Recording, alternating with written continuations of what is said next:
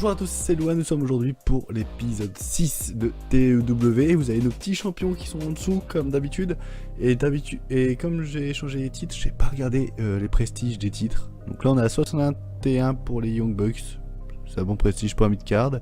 62 pour Christopher Daniels. 78 pour Chris Jericho. Et 76 pour le prestige des femmes alors qu'il n'y a personne. Bref, nous verrons bien ce que ça va faire. On va booker quelque chose de All In TV, essayer d'avancer le plus rapidement possible dans le jeu pour qu'on puisse arriver à Fight of Iron qui est notre prochain pay-per-view. Et dès que ce prochain pay-per-view va être là, on va booker un pay-per-view tous les mois comme la WWE parce qu'on veut faire pareil et on veut les dépasser. Donc du coup autant avoir plus de visibilité. Voilà. Sinon, voici nos équipes tag team. Voici, voilà. Est-ce qu'on peut changer notre...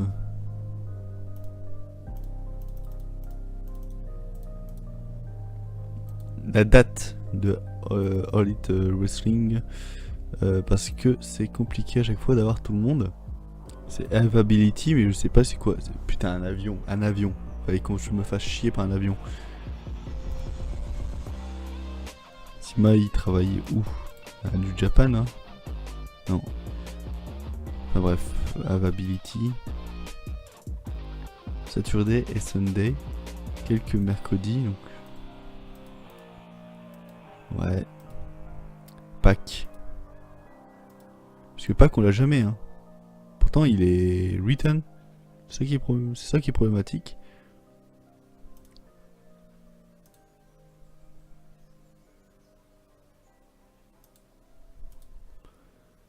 C'est bizarre ça. C'est bizarre. Bon, on va voir. On va passer quelques jours. Et on va essayer de faire un petit booking sympathique. Essayer de rester dans la même lignée que l'épisode précédent. C'est-à-dire où on a fait 72 dans le pay-per-view Double or Nothing. Ce qui est vraiment pas mal. Ce qui est vraiment très très quali.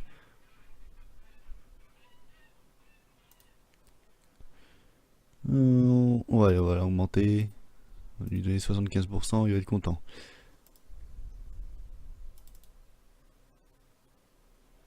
Mais lui, il me fait chier aussi, lui. BJ Whitmer. Fais voir ton profil, toi. Fais voir ton profil. Ah, avec Jimmy Jacobs, il fait The Forgotten. Est-ce qu'il est bon? Basique psychologie. Ah oui, très, très bon. On va voir si on peut choper Jimmy Jacobs. Si je peux le choper, je l'enlève de color commentateur parce que c'est pas James Ellsworth ça. Il me semble que c'est lui, hein. Jimmy Dream. D'accord. Jimmy Jacobs. Hop, view profile. Est-ce qu'il est libre le mercredi? Ça va. Ça va. Et c'est bien lui qui est avec BJ Whitmer. Ok. On va essayer de l'avoir. Est-ce qu'il demande cher? 1000. Putain, il y a un voisin qui a décidé de mettre sa porte trop sonneuse. Je sais pas si ça s'entend, mais ça va me casser les couilles. Bordel de merde. On va baisser la downside, ouais, de 850. Et on va baisser ça à 920. Allez. On va le signer pour un an. 990, il se fait pas chier lui. Donc du coup on va baisser ça. Hop, on va mettre ça à 800. Ok. Il est d'accord avec ce contrat. On va voir si on peut l'avoir et si on l'a, on pourra. Ouais, en plus c'est très bon basique, très bonne psychologie, ça peut être une très bonne équipe. Donc autant avancer avec ça. D'ailleurs il y a une équipe aussi avec Christopher Daniel il me semble. Ah non. Colt Cabana. Bon allez. On y va. On va voir s'il va accepter le contrat et on va booker le prochain All In TV.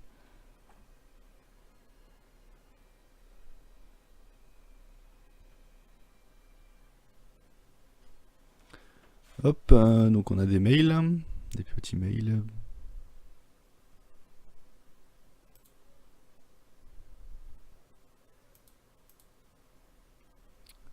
Bully Ray gone for Rev Pro. D'accord. On va donner un bonus, allez. Tu vas arrêter de faire la gueule. Hein?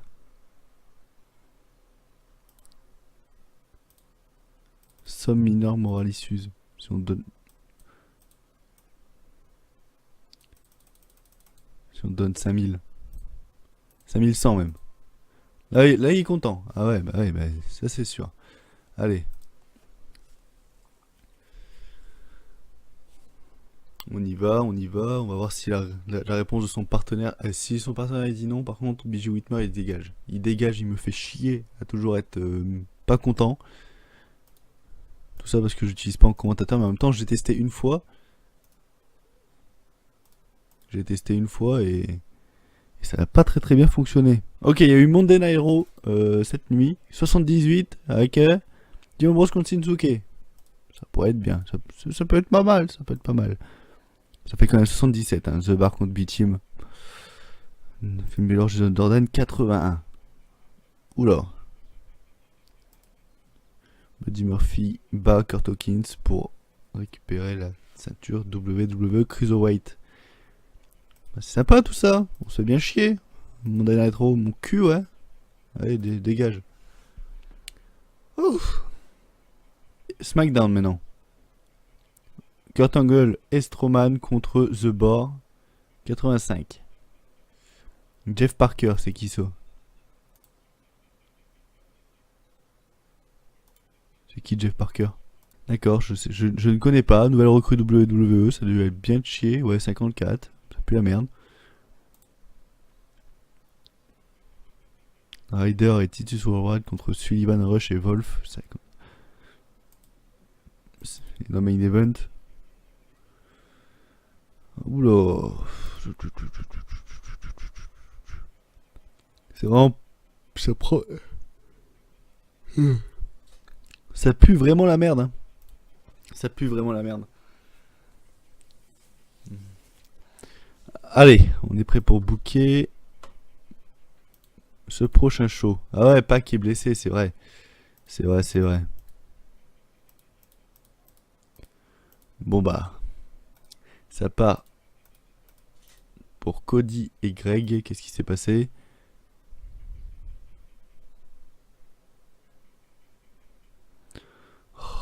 Allez, fine. En plus, pas content. Et lui est content. Ah bah j'ai fait de la merde. J'aurais su, j'aurais rien pris.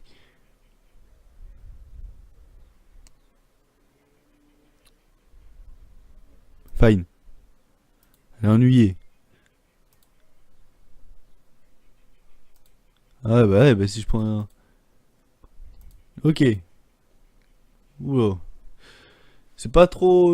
Ils sont pas tous contents chez AEW. Bref. Bon bah on va booker le show et on se tient au courant. Hein. Mais pour l'instant ça commence très mal. Ça commence très mal. Bon, on a fini avec ce booking de All Elite. Bon, on a fini avec ce booking de All In TV. Voilà. Bon, on commence. C'était très compliqué. Je pense pas qu'on va faire un score de ouf. Si on en fait un, c'est parce que j'ai beaucoup de chance. Enfin bref, c'était très compliqué pour trouver des matchs. Comme il y a la contrainte de heel face pour des matchs, c'est très compliqué. Surtout que là, j'ai décidé d'arrêter beaucoup de storylines qui peinaient un peu. Donc, genre Cody en main page, il fallait que je la termine. Voilà, je la termine sur ce show là. Je promets pas que ça va faire une bonne note. Par rapport aux 35 qu'on a fait à Double or Nothing, valait mieux arrêter là. Ça va pas. En plus, ils ont pas une bonne chemistry ensemble. Donc voilà, on va faire court. Bon, petit segment où Bully Ray va parler un peu de Sting, lui dire qu'il va lui casser la gueule s'il le trouve, et que ça va pas le faire, et que c'est un gros connard, et que tu vas passer à travers une table. Donc, ouais. Il s'est pas trop improvisé, Bully Ray, hein. Je pensais qu'il était beaucoup mieux. Petit moral aussi. Ouais, bon. 61, ça passe pour un début de show. Ensuite, t'as Trish Stratus qui va annoncer le match AEW des femmes pour le titre. 35, ouais, c'est pas terrible, c'est nul, je m'en doutais. Hein. Qui part sur un match de 39 dans un match terrible. Pourquoi? Tessa Blanchard va gagner contre Kelly Ray par soumission. Donc ça va être la première championne AEW des femmes. Bonne chemistry entre les annonceurs. Bah, je sais pas en fait ce qui a peiné. Beaucoup de plus. Pauvre gimmick. Bah, si c'est que ça. Et l'annoncing quality qui est pénalisé par faible expérience, mais ouais, je sais pas pourquoi les femmes ça fait beaucoup moins de rating que les hommes, enfin bref. Ensuite, Shawn Spears contre Sammy Guevara. Voilà, match pas mal, mais petite hit. Voilà, Shawn Spears va battre Sammy Guevara. J'ai mis ça en open match. Voilà, ça fait quand même un bon match. Mais bon, qu'est-ce qui a peiné? Petite chemistry, petite motivation et un petit peu fatigué. Ah ouais, c'est vrai que j'avais vu dans le médical qui était légèrement fatigué, donc c'est un peu con. C'est un peu con. Ensuite, Cody veut Hangman Page pour la dernière fois. Donc du coup, il va l'appeler sur le ring. Et ça va donner un match. Match qui a fait 45. Fallait s'étonner. Descente réaction de la foule. Match pas mal. Cody va battre Hangman Page en 10 minutes. Par Kayfabe Injury, donc du coup il va faire semblant de se blesser, Hangman Page. Du coup il pouvait pas continuer et pendant le match Randy Rhodes run et attaque Cody. Oh merde, j'ai fait le con. Merde. Bon, tant pis hein. En tout cas la storyline est finie et on n'en parlera plus. Voilà, donc Bully Ray attaque Sting backstage et va se barrer. Voilà. Comme il avait dit, hein, s'il le croise, il va le défoncer. Ça fait un petit segment de 65, c'est cool. Et ensuite, le main event. Oh putain. Dans un match pauvre, les Young Bucks ont battu les Tate Twins. Je pensais que ça allait faire vraiment un bon match entre les deux. Finalement, je me suis un peu gouré. Parce qu'ils vont faire le tomber sur Brent Tate par un moonsault. Et ils vont défendre pour la première fois leur titre tag team. Ah, j'ai mis ça en calling ring, il fallait pas. C'est vrai. Bon, chose 57. Ah, ça fait chier. Ça fait chier. Je pensais que j'allais faire plus. On va se rattraper dans la vidéo. J'ai un bouquin un 12ème.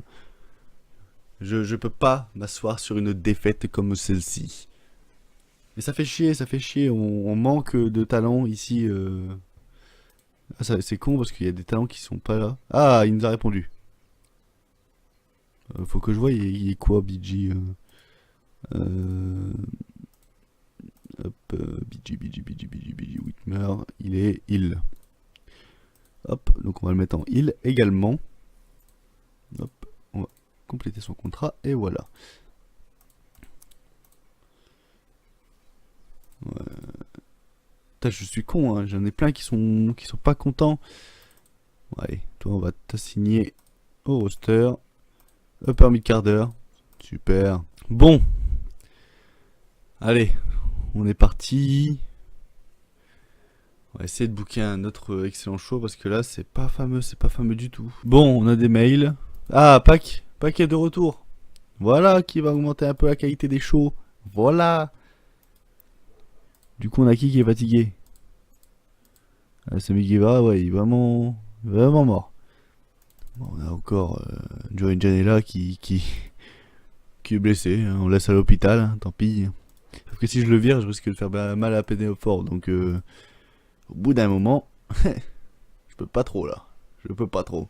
Par rapport au Briscoe, par exemple, bah, les Young Bucks étaient plutôt contents qu'ils se barrent. Mais là, là c'est chaud. Là, c'est vraiment chaud. NXT UK, qu'est-ce qu'ils ont fait? 51, Mark Andrews contre Tyler Bate. En même temps, face contre face. Mais ça aurait été un bon match. Ça aurait été vraiment un bon match. Mais je comprends pas cette décision de mettre toujours des heals contre des face. Enfin, quand on fait des face contre face, ça me va aussi. Moi, perso, quand je regarde un match face contre face ou heal contre heal, on arrive toujours à se rattacher à quelqu'un, on arrive toujours à se rattacher au talent. Surtout quand c'est par exemple un Chris Jericho heal contre un Kenny Omega heal. Enfin, au bout d'un moment, tu te rattaches quand même à un catcheur parce que les deux sont des catcheurs de talent. Voilà. Donc, je comprends pas, en fait. Je comprends pas. Surtout qu'il y a des heals qui peuvent avoir une attitude de face juste pendant un match. Mais bon. Surtout que j'ai fait aussi comme je dis, j'ai une partie simulation à EW sur une autre partie que j'ai dû arrêter parce qu'il s'avère que pendant ma partie, Chris Jericho est mort. Genre, j'étais même pas à 3 semaines que ma compagnie a ouverte, même temps que celle-ci. Et j'ai vu une information ici, là, comme quoi Chris Jericho était mort. J'ai fait d'accord. Bon, j'espère que ça va pas arriver dans la vraie vie parce que ça va bien casser les couilles. Moi, j'ai même pas envie de regarder, ça me dégoûte.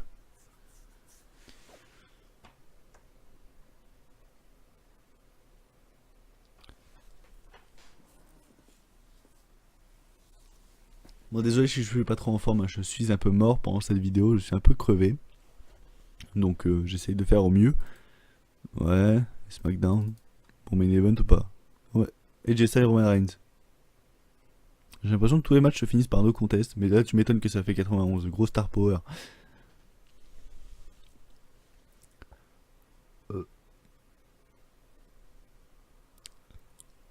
Allez, on va booker ce fameux. Ouh. On va booker ce fameux All In TV. Incident avec Sima. Ok, il fait un tournoi de poker. C'est génial.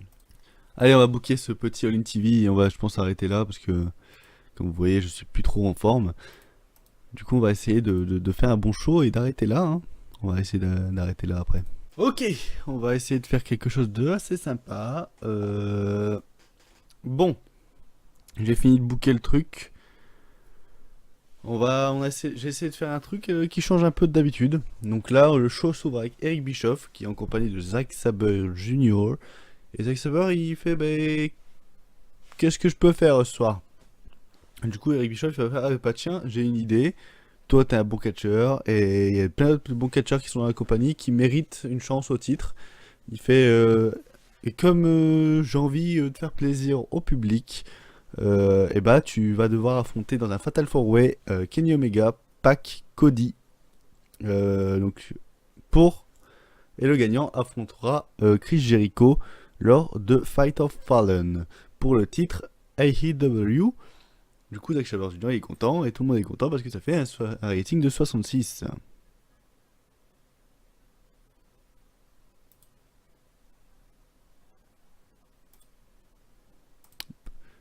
Donc là, si vous avez vu une image, c'est parce que je prépare un face turn de Chris Jericho.